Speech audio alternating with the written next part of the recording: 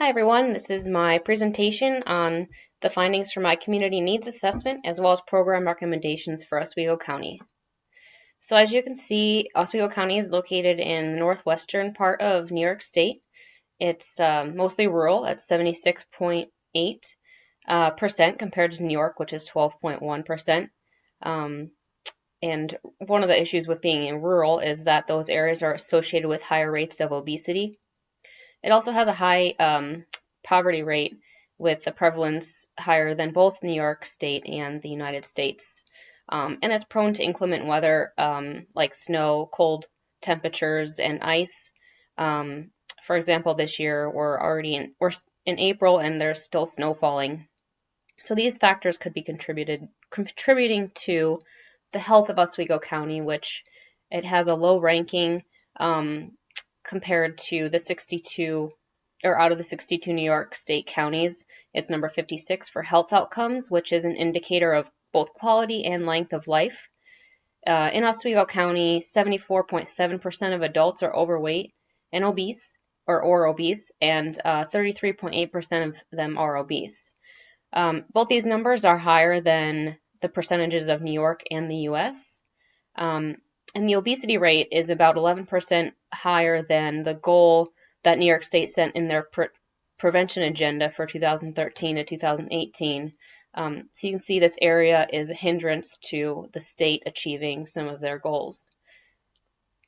Oswego County also has twice as many preventable hospital stays than healthier U.S. counties, and obesity does have some factors that can be controlled, and it can be preventable in many cases.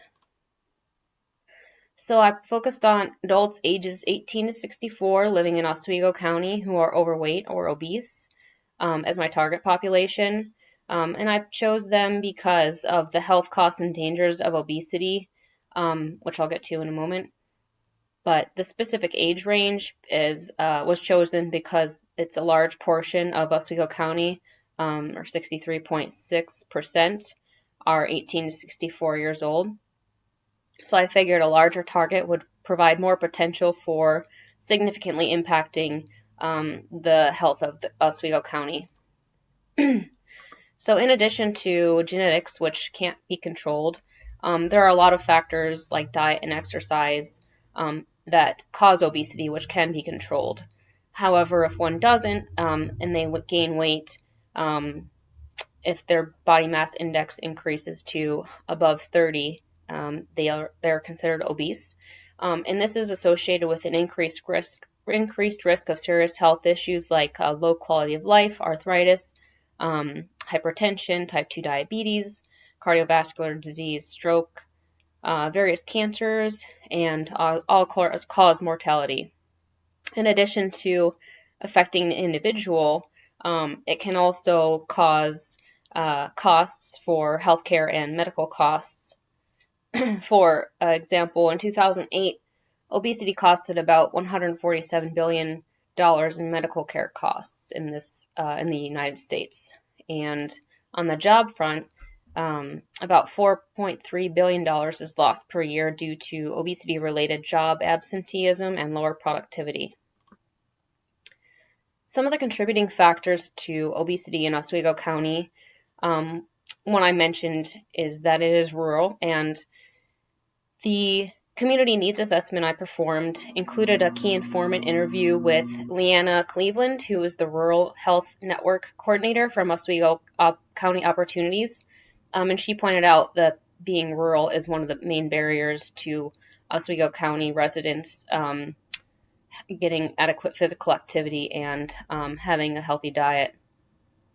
Because traveling to the store or areas where they could exercise, it's a long commute, unsafe due to the weather, and there aren't many sidewalks. And she mentioned that the roads don't have shoulders, and the ones that do, they aren't wide enough for bikes or really walkers as well. And travel might not even be possible due to lack of transportation. So other facts that I found that contribute to the obesity rate is that Oswego County has a low food environment index, which is a measure of the access to and ability to afford healthy food, which kind of falls into what we've been talking about. Um, there's been an upward trend in food insecurity, meaning more and more people are uncertain that they can acquire nutritionally adequate foods. Um, and the density of grocery stores and farmers markets has been decreasing, while the density of fast food restaurants has been increasing. Oswego County has 30% less access to exercise opportunities than the state and U.S. counties, and logically a higher rate of physical inactivity. And it's not walker friendly, which we've kind of discussed already, but it's walkability scores range from 26 to 76 out of 100 from the more rural areas to the more populated ones. So even those aren't very conducive to walking. So some of the current programs are WIC and SNAP, which serve women, infants, and children, and SNAP, which is food stamps. Those can be beneficial for people, but it doesn't serve all of the population, such as men or children over 5 years old. And if food stamps are provided, that is helpful, but transportation to the store might still be an issue. Oswego County Opportunities, which is the company my key informant belonged to, just recently took part in a project where they put exercise equipment in a Fulton Park, which is great, but not all individuals know how to use that equipment, and not everyone can get to the park. The most highly used program I found in what Leanna discussed were the food banks and pantries, because they address both accessibility and affordability of the food. They're located in areas that can be reached by people who are even in the more outlying areas. However, they only provide foods really that are shelf stable, processed and non-perishable, like pastas, cereals, and canned goods, and not as many fresh vegetables or fruits. So my recommendations for Oswego County are here, with a goal to reduce the obesity rate and obesity-related healthcare costs in Oswego County. And how we'll do this is to address those controllable factors which play a role in obesity by increasing physical activity and opportunities for the residents to be active, as well as increasing education on how health is affected by physical activity and nutrition, and also how to make it easier to incorporate healthy behaviors on a daily basis. So more specifically, proposing an intervention called the Wave of Wellness, and this will be strategically located at the food pantries, which I mentioned are very highly utilized by Oswego County residents.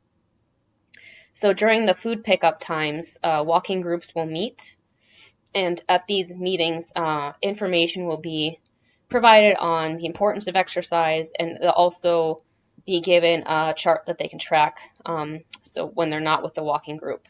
A half a mile will be measured out at the different pickup locations, either around the parking lot or areas around it, as well as inside, so they can still walk when it's cold or raining or snowing. Excuse me. The program will involve local YMCA's, farmers markets, and the Cornell Cooperative Extension, and they can sign up, or we'll have them participate in various weeks where they can provide different types of education, either formal or hands-on, through interactive workouts, food demonstrations, and taste tests. And the program will also involve social media such as Facebook, Twitter, and Instagram to help inform the individuals who use the pantries what activities are going on that week and in upcoming weeks. But it'll also serve as an information source by giving them tips for healthy eating and exercise. And incentives will be offered for engaging in all parts of it.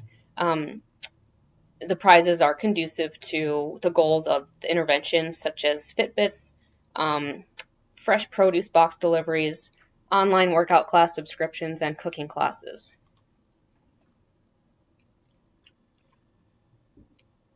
The potential for success of this program in Oswego County is pretty good because it addresses the unmet needs of accessibility and affordability of healthy food and access to exercise areas by incorporating a social support intervention, which has been shown to increase adherence as opposed to being an individually geared program. And particularly walking groups have shown to be effective for long-lasting improvement of health and habits. Also, this program provides various forms of education because not everyone learns the same way. Some people are better with hands-on, and some, are fine with lectures or just reading the information themselves. And on different health and nutrition-related topics, since people have different interests. And nutrition education has been shown to be effective for improving eating behaviors, particularly among low-income families, of which we know Oswego County has the high poverty prevalence, so this would be important for them. And interestingly, the New York Academy of Medicine had a study that showed just a $10 investment per person can, within 5 years, result in about a $16 billion per year savings in healthcare costs. So not only does this save money for the county and state, it also can save lives of people in the county and increase their well-being and health.